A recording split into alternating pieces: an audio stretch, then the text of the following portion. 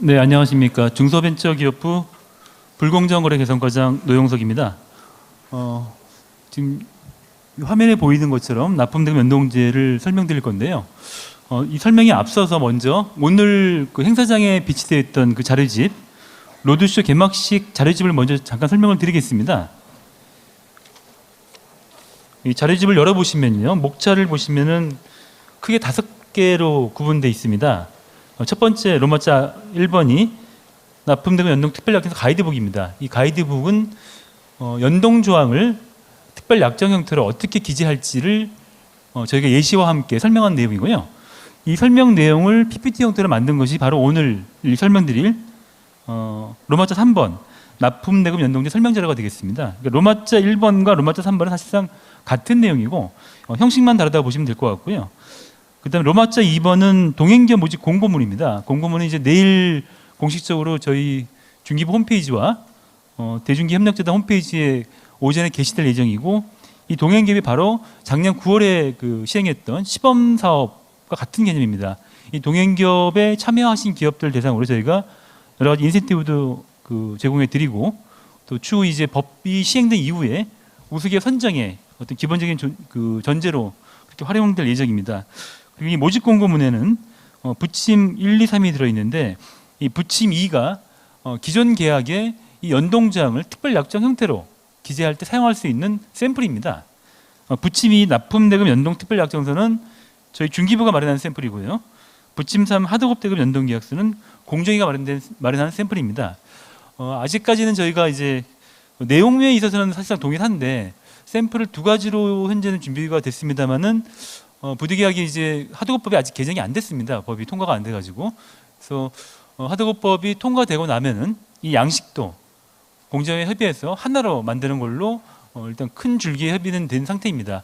아직은 이제 하도급법이 개정이 안 된 상태라서 부득이 그 양식을 2개로 마련했지만 저희는 똑같이 취급한다는 거, 어느 양식을 사용하든지 간에 이 연동 조항을 기재한 걸로 인정을 하고 연동제를 시행한 걸로 인정할 수 있다고 말씀드릴 수 있습니다.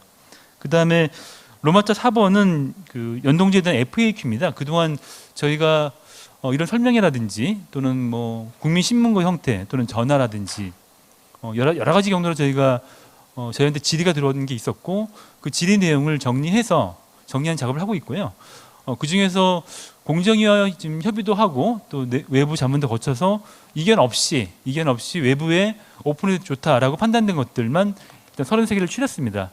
이거 이외에도 저희가 한 100여 개 정도 준비를 하고 있고 검토를 하고 있습니다. 그리고 앞으로도 아마 법 시행 진행이 되면은 500개 내지 1000개까지 갈 수도 있을 것 같고요. 그만큼 현장에서는 다양한 그런 질문들을 많이 주고 계십니다. 그래서 오늘도 이제 이 설명이 끝나고 나면은 현장에서든 또 유튜브를 통해서든 여러 가지 질의를 해주실 건데요. 이 FAQ에 있는 내용으로 설명이 가능한 부분도 있을 거고, 그것이 안 되는 경우는 저희가 즉답할 수 있는 부분 즉답을 하고, 그게 아닌 것들은 저희도 내부적으로 검토하고 공정위와도 협의해서 저희가 2월 20일경이 되면 아마 홈페이지가 오픈될 겁니다. 연동제도 홈페이지에도 이제 저희 FAQ를 게시하는 그 메뉴를 만들 예정이니까 거기에 게시하는 형태로 답변을 드리도록 하겠습니다. 그 다음에 로마자 5번은 개정상생협력법 중에서 10월 4일에 시행될 개정 법률 내용이 다 반영되어 있는 법이고요. 그 중에서도 정의조항 부분하고 거래공정화장 4장 부분, 그다음에 5장 6장 부분만 일단 발췌해서 여기 편집을 했으니까요. 제가 이 PPT로 설명드리면서 필요한 부분들은 연동특별약정서 부분이라든지 또는 그 개정상생협력법 부분을 같이 참고하시면서 들으시면 되겠습니다. 네, 그럼 설명은 이 PPT를 가지고 하겠습니다. 잘 들리시죠? 네, 총 10개의 목차로 구성을 했고요. 이 페이지가 가장 핵심적인 내용입니다. 연동제에 대한 개념인데요. 연동제라고 하는 것은 위탁기업이, 주어가 위탁기업입니다. 위탁기업이 수탁기업에 물품 등의 제조, 공사, 가공, 수리, 용역, 기술 개발 등을 위탁할 때, 위탁기업이 위탁할 때, 2번 납품대금 연동에 관한 사항. 이 연동에 관한 사항들이 현재 법에는 물품 등의 명칭, 주요 원재료, 조정요건, 기준입법, 산식 정도가 기재가 되어 있고요. 규정이 되어 있고, 저희 대령으로 좀 더 추가를 할 예정인데 이 연동에 관한 사항을 위탁기업이 연동에 관한 사항을 약정서에 서면 약정서에 기재하여 법엔 적도록 돼 있죠. 적는다는 표현을 쓰고 있고 약정서에 기재하여 그 약정서를 수탁기업에 발급해야 됩니다. 발급하고 그 약정 내용에 따라서 납품 대금을 조정하고 그리고 그걸 지급하는 제도. 1번부터 7번까지 저희가 표시를 해놨는데 여기서 가장 중요한 핵심은 약정서에 기재하는 겁니다. 약정서. 그 밑에 이제 흐름표를 보시면 저기 핵심이라고 이제 일부러 표시를 했는데 결국 위탁기업이 연동에 관한 서면 약정을 체결해서 발급해야 된다. 이게 핵심입니다. 핵심이고 그 이후의 효과는 약정에 따른 효과입니다. 법률에 따른 효과가 아니라 저희가 이제 작년에 이 연동제 법제를 추진할 때 14년간의 두드림, 14년간의 수건이라는 표현을 써왔습니다. 아까 그 동영상에서도 잠깐 표현되어 있습니다만 이 14년간의 의미는 2008년도에 처음으로 연동제 개념이 당시 하도급법 개정안 형태로 발의가 됐었습니다. 발의가 됐었는데 그게 이제 국회 통과의 벽을 넘지 못했죠. 14년 전 2008년도에 처음 연동제가 하도급법에 반영이 돼서 발의됐지만 국회 통과가 못한 상황에서 작년에 저희가 다시 그 법제를 추진하는 과정에서 14년 동안 못했던 거를 그 수건을 해결하겠다라는 그런 의미로 이제 14년간의 수건, 14년간의 두드림이라는 표현을 썼고요. 당시 연동제와 지금 연동제의 가장 큰 차이점은 제가 볼 때는 약정서라고 생각합니다. 당시에 2008년도 발의된 하도급법을 잘 보시면은 그때는 연동에 대한 요건과 효과를 모두 법률 또는 대령에 규정하는 형태였습니다. 법률로 그 모든 다양한 거래를 다 담을 수가 없다는 그런 비판을 사실 극복하지 못했던 거죠. 그리고 그런 계약에 대해서, 사적 계약에 대해서 국가가 법률로 개입한다는 그 비판을 넘지 못했던 거고요. 그래서 이번에는 법률로 그 연동의 요건과 효과를 규정하는 방식이 아니라 약정서에 기재하는 방식. 약정서는 위탁기업과 수탁기업이 상호 협의해서 연동에 관한 주요 내용을 기재하는 그 약정서입니다. 합의한 내용대로 약정의 효력을 발생하는 그런 구조로 되어 있습니다. 그렇기 때문에 2008년도에 그 연동제에 대한 연동제를 구태여 명명한다고 하면은 일종의 법적 연동제라고 할 수 있고 지금 이번에 상생법에 반영되어 있는 연동제 또 하도급법 개정안 현재 정무위 소관상임위인 정무위 법안소위까지 통과된 상태로 알고 있습니다.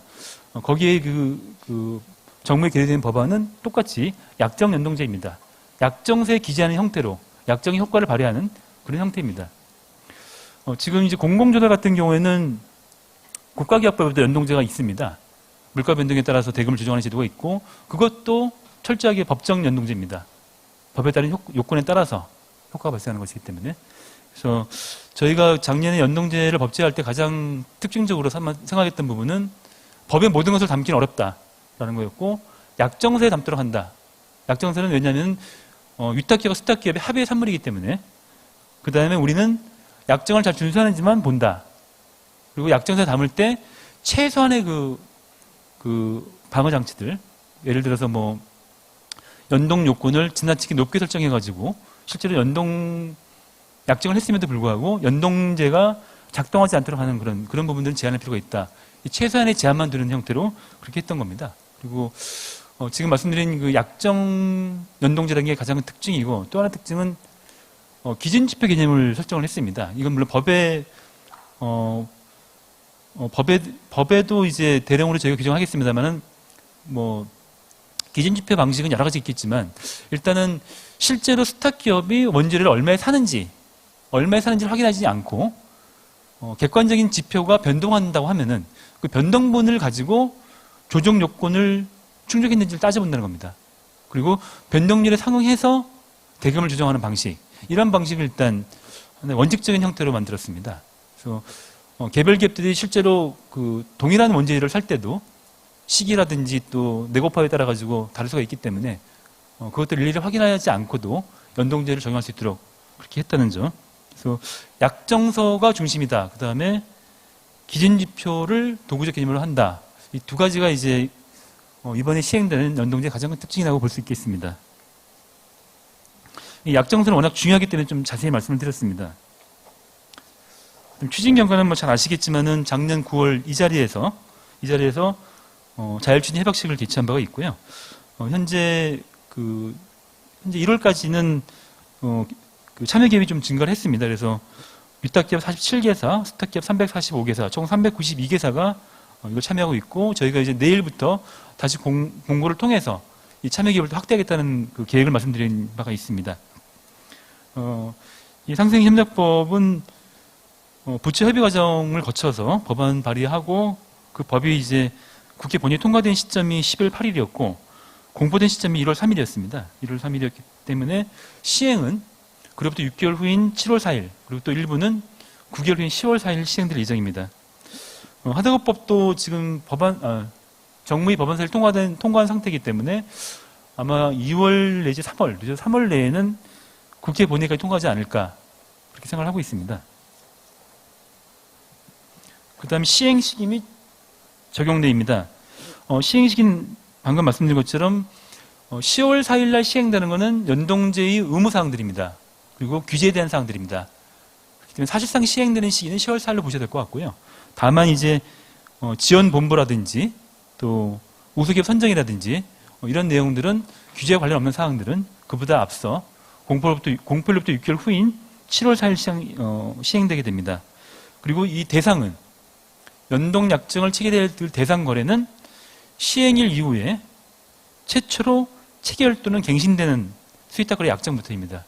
체결 또는 갱신되는.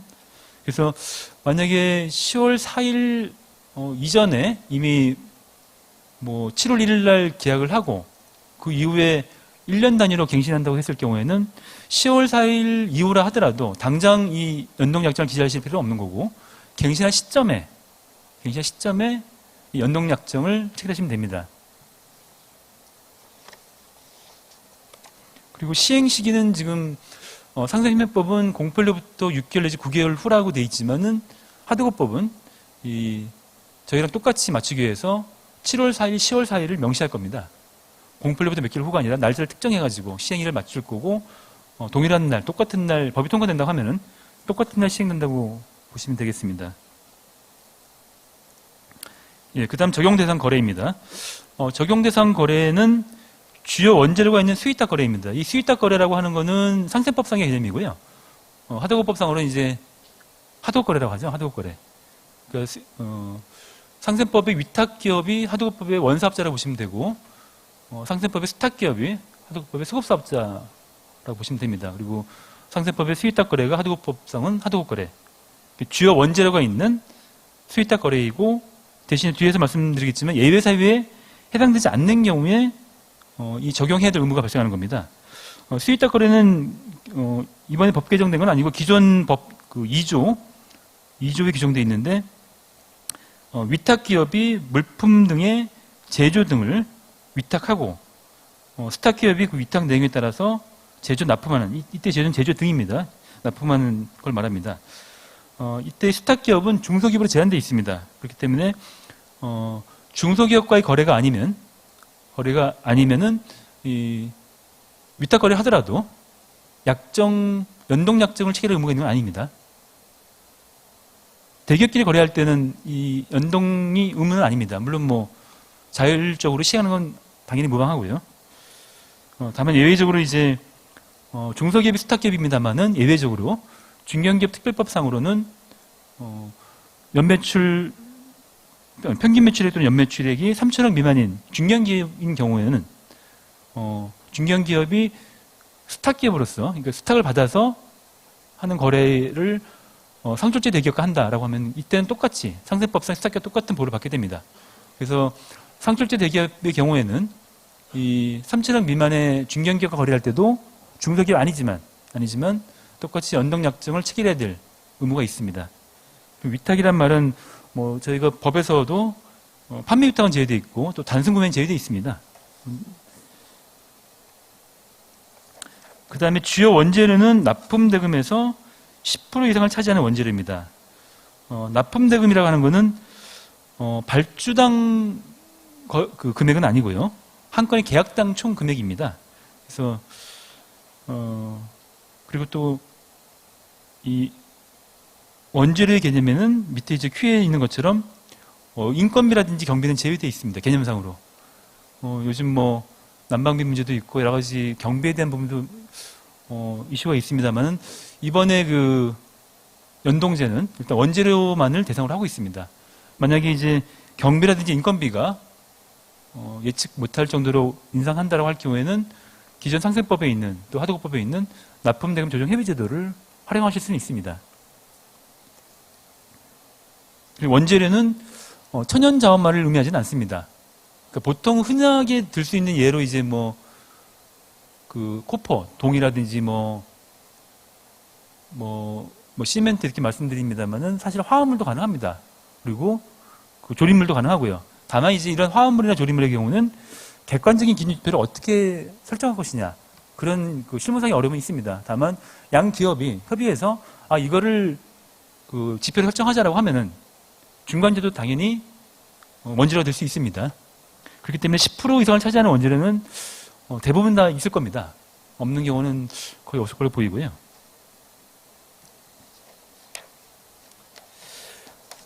이 앞에서 말씀드린 두 가지가 이제 연동 약정을 체결해야 될 적용 대상에 대한 부분입니다. 주요 원재료가 있는 수위탁 거래, 그 다음에 연동 약정을 체결할 필요가 없는, 체결할 의무가 면제되는 그 예외 사유가 네 가지가 있습니다. 아까 중앙회장님 말씀에서 잠깐 언급이 됐습니다만은 이 네 가지 사유가 법안을 성안하는 과정에서 굉장히 이슈가 왔었습니다. 네 가지 중 첫 번째는 위탁기업이 소기업인 경우입니다. 소기업. 이 소기업의 개념은 중소기업 기본법상의 소기업에 해당되면은 소기업입니다. 보통 이제 업종별로 3년 평균 매출액을 가지고 따지는데 예시든 것처럼 일자금속 제조업 같은 경우는 3년 평균 매출액이 120억 이하면 소기업입니다. 그래서 이 업종에 해당되는 기업은 다른 기업이 위탁을 하더라도 형식상 위탁기업일지라도 연동약정을 체결될 의무는 아닙니다. 그 다음에 규모에 따라서 이제 두 가지가 있는데 하나는 이제 기간에 대한 부분입니다. 수위탁거래 기간이 90일 이내 범위인 계약, 이 90일 이내인 범위에서 또 대량으로 그걸 더 구체화할 수 있도록 위임을 했습니다.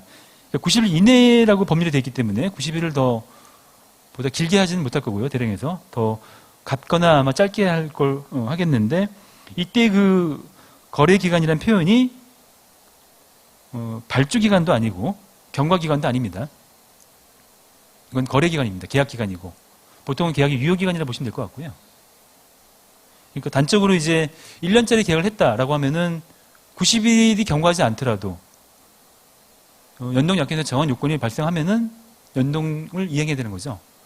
이거는 이제 국가기업법과의 약간 차이가 있는 부분입니다. 그리고 이 구체적 기간은 대량에서도 구체할 예정이고요. 그다음 세 번째 예외가 이것도 계약 규모에 대한 부분인데요. 이것도 금액에 대한 겁니다.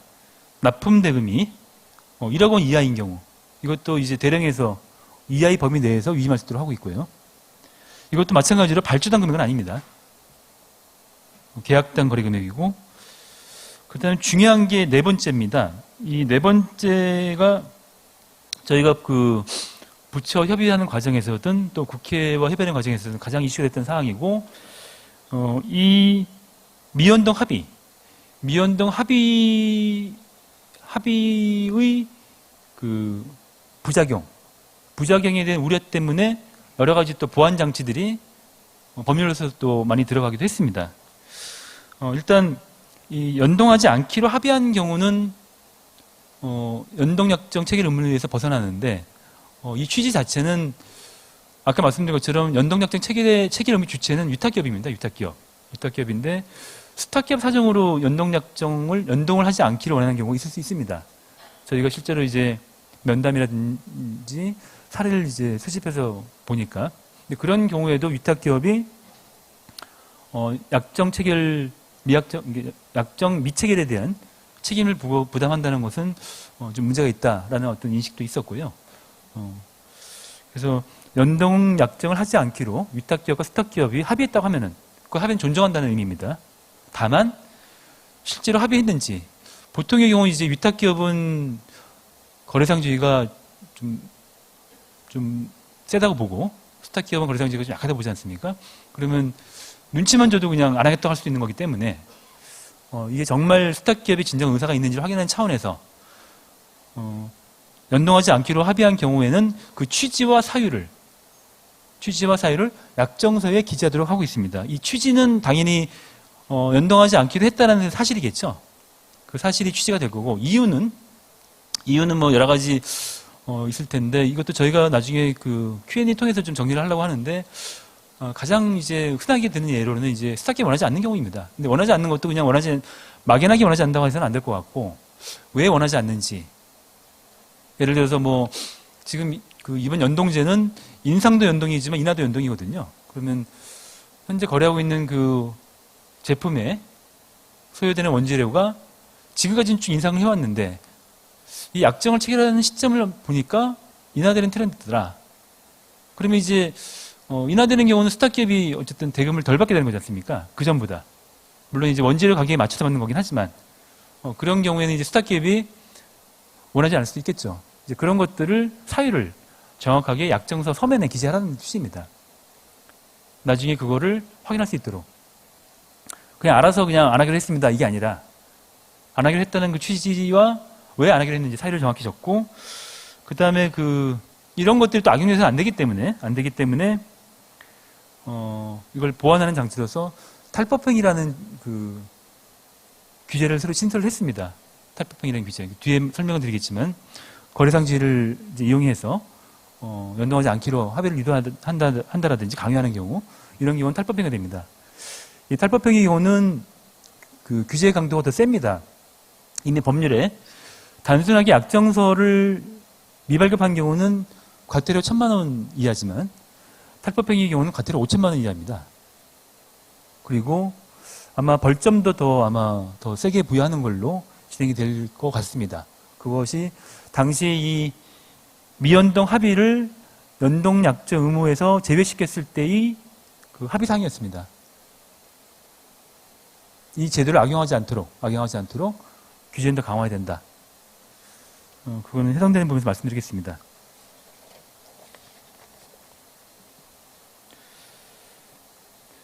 그 다음은 하나의 예시인데요. 만약에 위탁기업이 스타기업한테 연동제 하지 않는다고 합의해야지 내가 거래 유지할게. 이런 경우는 어떻게 해야 되나? 저희는 이런 경우가 전형적인 탈법행위로 볼 가능성이 있지 않을까. 물론 이제 구체적인 태양을 다 살펴봐야 되겠지만, 전후 사정을 다 살펴봐야 되겠지만은, 드러난 문헌만 봤을 때는, 이런 경우가 탈법행위에 해당될 걸로 볼 수 있을 것 같습니다. 보실 것 같고, 그런 경우는 좀 강한 그런 규제가 붙을 수 있고, 저희 신고센터를 통해서 분쟁조정 신청, 상생법상 분쟁조정 신청은 일종의 신고입니다, 신고. 그래서 저희가 조사를 해가지고 처분을 하기도 하고요. 물론 그 전에 이제 자율적으로 합의할 수 있도록 자율조정을 유도하기도 하지만, 그리고 뭐 아까 말씀드렸던 이 조사를 통해서 과태료라든지 뭐 이런 것들을 부과될 수 있는 겁니다. 지금 밑에 써 있는 게 이제 탈법행위에 대한 조항입니다. 위탁기업은 납품대금 연동과 관련하여 수탁위탁 거래에 관한 거래상지를 남용하거나 거짓 또는 그 밖의 부정한 방법으로 이 조의 적용을 피하는 행위. 이 조가 바로 연동약정을 체결해야 될 그 조항입니다. 피하는 행위는 해서는 아니 된다. 이게 탈법행위고요. 자, 그 다음에는 그럼 어떤 내용을 약정서에 기재해야지 이게 연동조항을 기재한 걸로 인정이 될 수 있겠느냐. 이제 그런 문제거든요. 저희가 연동약정서에 기재해야 될 필수기재 사항은 법으로 일단 규정을 했습니다. 그게 지금 빨간색으로 표시되어 있는 물품 등의 명칭, 이거 납품할 제품이죠. 주요 원재료. 예를 들어서 동을 가지고 동 케이블을 만들어 납품한다. 수탁기업이 동이라는 원재료를 구매해서, 코퍼를 구매해서 동 케이블이라는 제품을 만들어서 위탁기업에 납품한다. 그러면 이제 이 동이 주요 원재료, 그 다음에 동 케이블이 물품 등의 명칭이 되겠습니다. 그 다음에 조정 요건. 그 원재료 가격이 몇 프로 정도 변동하면은 조정해줘야 될 의무가 생기는 건지, 그 조정 요건. 그 다음에 기준 지표. 원재료 가격의 변동을 뭘 가지고 판단할지. 기준 지표. 그 다음에 산식. 원재료 가격이 변동했을 경우, 얼마나 조정해줘야 될지. 산식. 이 5가지는 현재 법에 규정이 되어 있고요. 이거 이외에도 현재 그 대량으로 추가적인 사항들을 지금 검토를 하고 있습니다. 예를 들어서 뒤에서 소개해드릴 연동특별약정서에 있는 그 기재사항들, 그 사항들을 일단 염두에 두고 있는데요. 그 변동률을 산정하기 위해서는 기준 시점과 비교 시점이 있어야 되니까, 기준 시점과 비교 시점이라든지, 또 조정을 언제 할지, 그러니까 언제 그러니까 조정 요건이 충족되는지 언제 판단할지, 그게 조정일이 될 거고요. 그 다음에 조정을 얼마만큼 할지, 그러니까 얼마만큼 확인할지, 얼마 주기로, 매일 할지, 월 단위로 할지, 분기 단위로 할지, 조정 주기. 그 다음에 그러면 조정된 금액은 납품 대금에 언제 반영해서 지급할지, 반영일, 이런 것들이 대량에서 규정될, 기재사항이 될 것 같습니다. 이 부분도, 그 협단체라든지 업계와 충분히 협의하고 검토해가지고, 나중에 다시 설명드리도록 하겠습니다. 그 다음에 이 연동약정은, 보통 그 일반 거래 약정이라고 해가지고 실제로 어떤 물품을 언제까지 납품하고 언제 대금을 지급하고 하자부서는 어떻게 하고 하자담보 책임 어떻게 하고 이런 일반적인 내용들이 들어있는 일반 거래 약정 안에 이런 연동 조항을 조항 형태로 규정하는 것도 가능하고요. 가능하고 별도의 특약 형태로 하는 것도 가능합니다. 지금 저희가 이제 마련한 샘플은 일단 특약 형태인데요. 이거 이렇게 특약 형태로 마련한 이유는 이미 많은 거래 약정이 돼 있을 것이기 때문에 그 계약을 구태여 수정 변경하시기보다는 특별 약정을 첨부하는 형태로 하실 수 있도록 이렇게 만든 겁니다. 그래서 저희가 일단 샘플로 드리는 거는 특별 약정 형태로 추가로 체결하는 걸 샘플로 드렸고요. 그래서 이 특별 약정은 이제 뒤에서 좀 더 자세하게 설명드리겠습니다만은 크게 이제 연동에 관한 당사자 간의 권리 의무를 규정한 본문하고 그 다음에 연동에 관한 세부 사항을 쉽게 알아볼 수 있도록 만든 첨부로 구성되어 있는데 이 첨부가 사실 핵심입니다. 첨부가 핵심이고 이 특별 약정의 작성 방법에 대해서는 지금 말씀드린 이 PPT 그 다음에 이 자료집에 있는 가이드북 형태로 설명드리는 거고 예시를 제공해 드리는 겁니다. 시간 제약이 혹시 있지 않나요?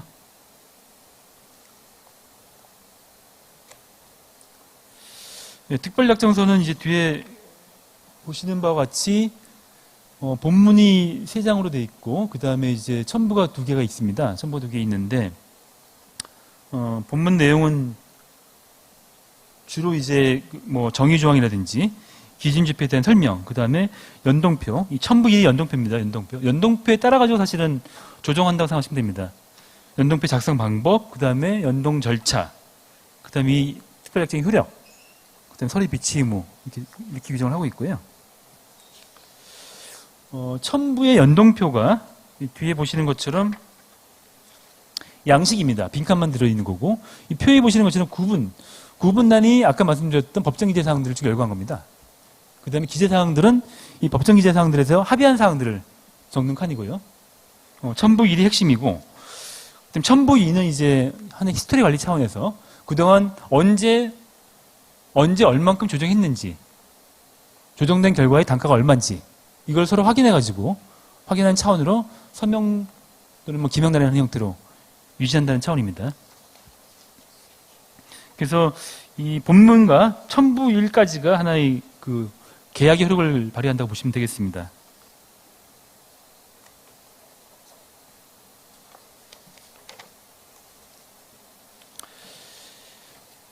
네, 그 다음에 이제 이 연동표의 작성 방법이 사실 이제 핵심이 될 텐데요.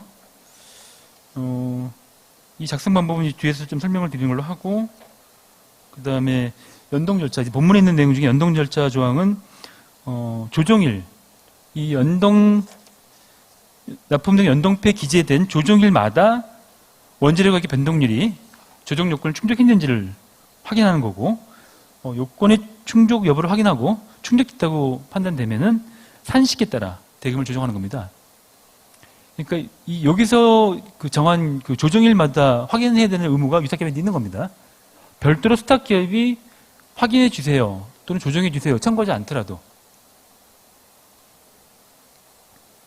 그리고 조정대금 반영일 이후에 납품되는 물품 등에 대해서는 조정된 금액을 기준으로 대금을 지급하는 것이고,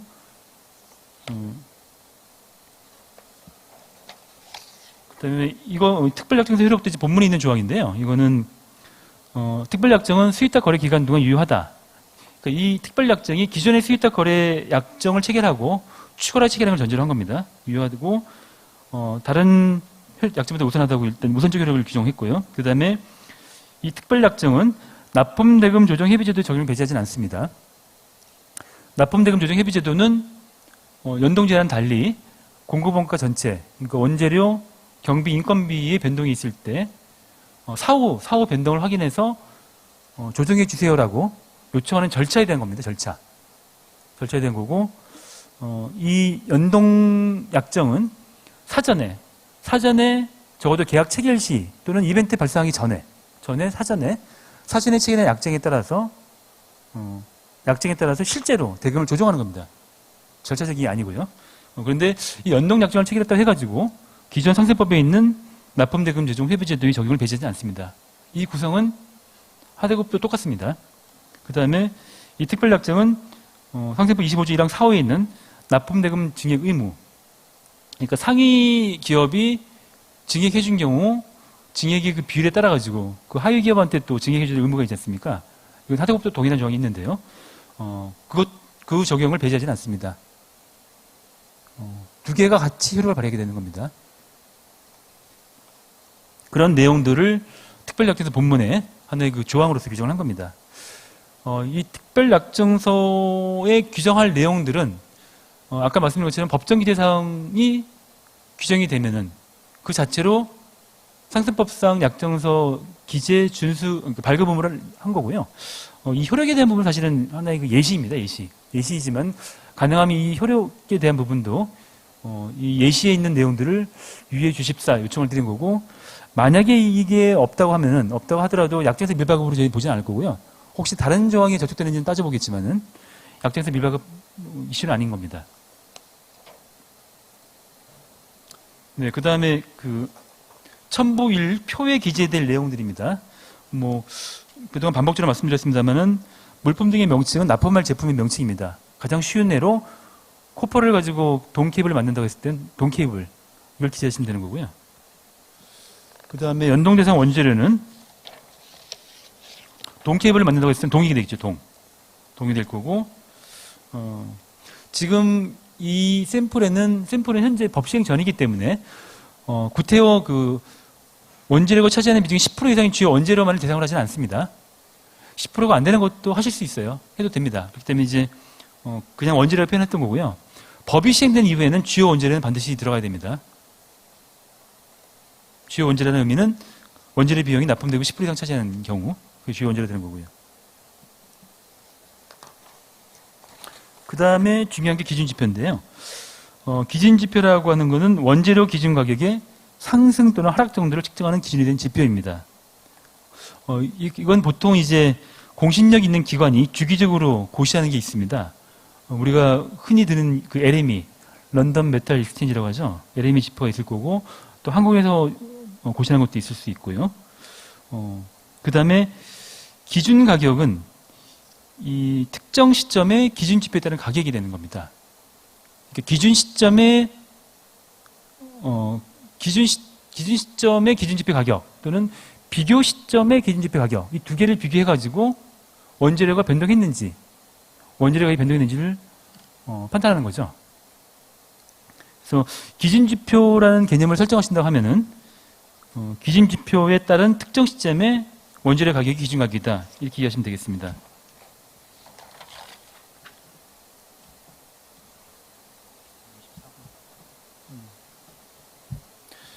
지금 한 6분 정도 내에 이제 설명을 마쳐야 될 것 같습니다. 사실 자료집에 있는 내용이니까 자료집을 보셔도 될 것 같고요. 혹시 제가 다 설명 못 드리는 내용들은 필요하면 나중에 저희 이메일이나 전화나 뭐 여러 가지 경로로 문의해 주셔도 될 것 같습니다. 이건 기준지표 예시로 이제 든 거고요. 그러니까 LM이라든지 한국은행 말고도 예를 들어서 뭐 기재부 장관에게 등록한 전문 가격조사 기관도 있습니다. 물가정보지라든지 이런데 이런 것도 역시 훌륭한 지표될 수 있습니다. 그 다음에 이제 이런 공신력 있는 기관이 고시한 지표가 없다. 이럴 경우 어떻게 할 거냐.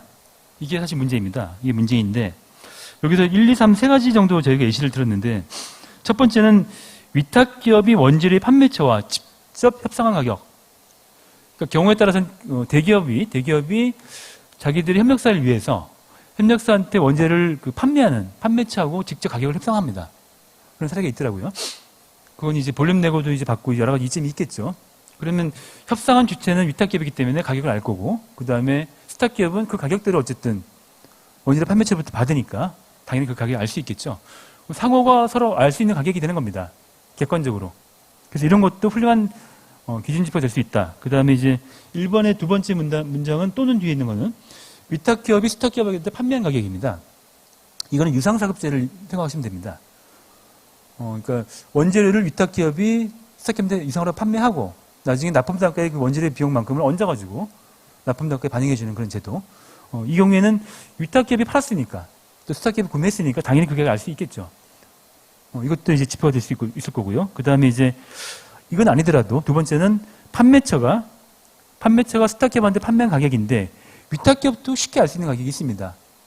보통 이제 이런 경우가 우리나라 같은 경우는 이제 철판 같은 경우는 거의 포스코 독점 공급을 하다 보니까 포스코가 판매하는 가격은 거의 공인된 가격 지표처럼 인정을 하더라고요.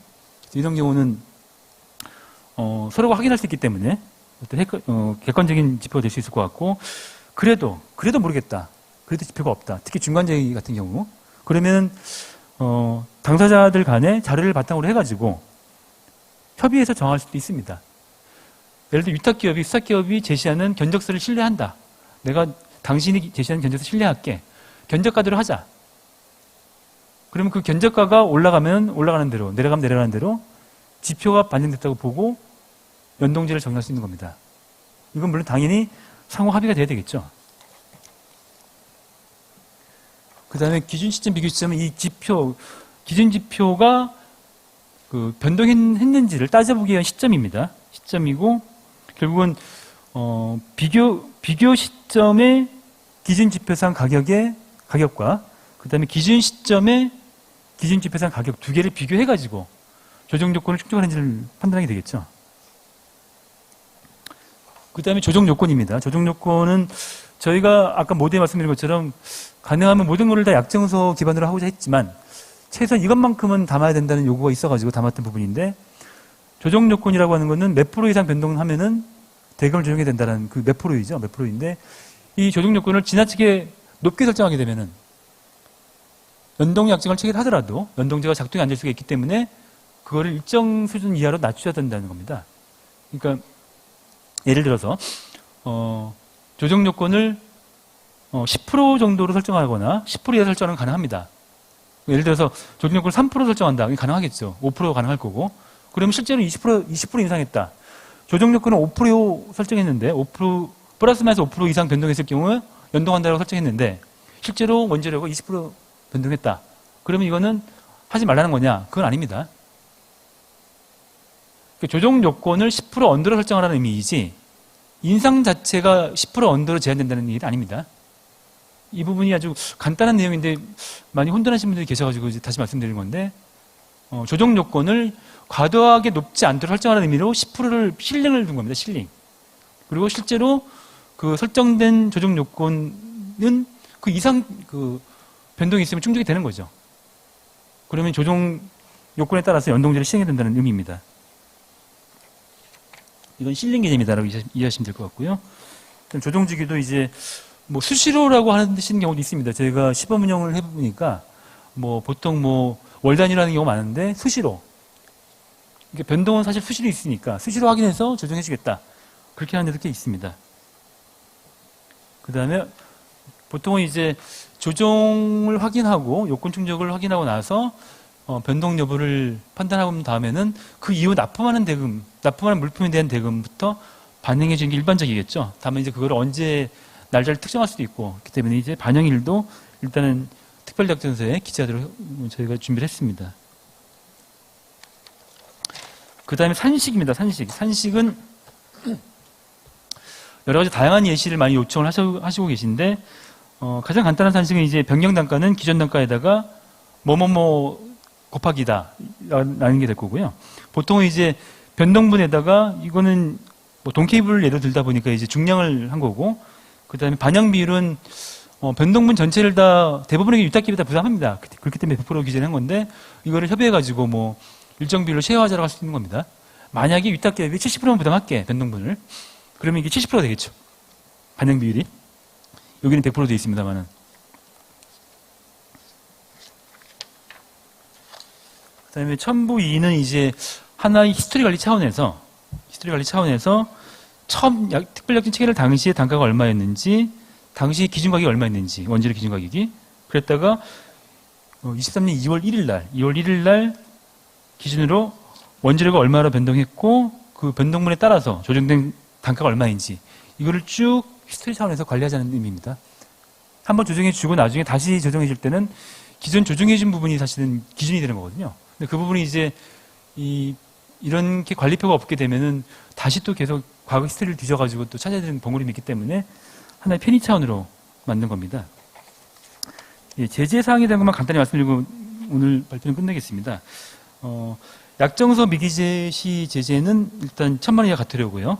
그 밖에도 시정주가 가능하고, 시정주에 따른 벌점이 있고, 그 다음에 성실하게 협의하지 않은 경우도 일단 제재가 가능합니다. 가능하고, 탈법행위에 해당된 경우는 아까 말씀드린 것처럼 과태료가 5,000만 원 이하입니다. 5,000만 원 이하 과태료가 있고, 시정주체가 있고, 시정주체마다 벌점은 부과됩니다. 그 다음에 약정을 체결했는데 약정에 따른 조정이 부담스러워서 약정을 이행하지 않겠다는 의사로 약정을 뭐 임의로 취소 변경했다. 이것도 제한되어 있습니다. 이 경우에도 마찬가지로 시정조치 가능합니다. 그 다음에 약정에 따른 대금을 지급하지 않았다.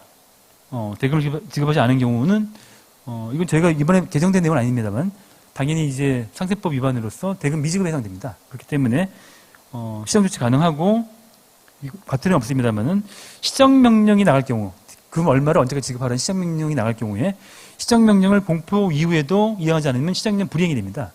시정명령 불이행에는 기존 상생법에 형벌이 부과되어 있습니다. 형벌이 규정되어 있습니다. 1년 이하 징역 5,000만 원 이하 벌금입니다.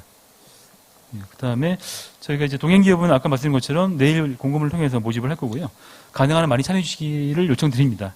그리고 그 이후에 이제 저희가 홈페이지도 개설해야 여러 가지 정보도 제공해드리고, FAQ도 마련해가지고 거기서 충분하게 제도에 대한 이해가 가능하도록 할 거고요. 그 다음에 개별 기업들에 대해서는 이제 그런 FAQ가 지금 부족하기 때문에 저희가 지원본부라든지 지방청을 통해서 컨설팅단을 꾸릴 겁니다.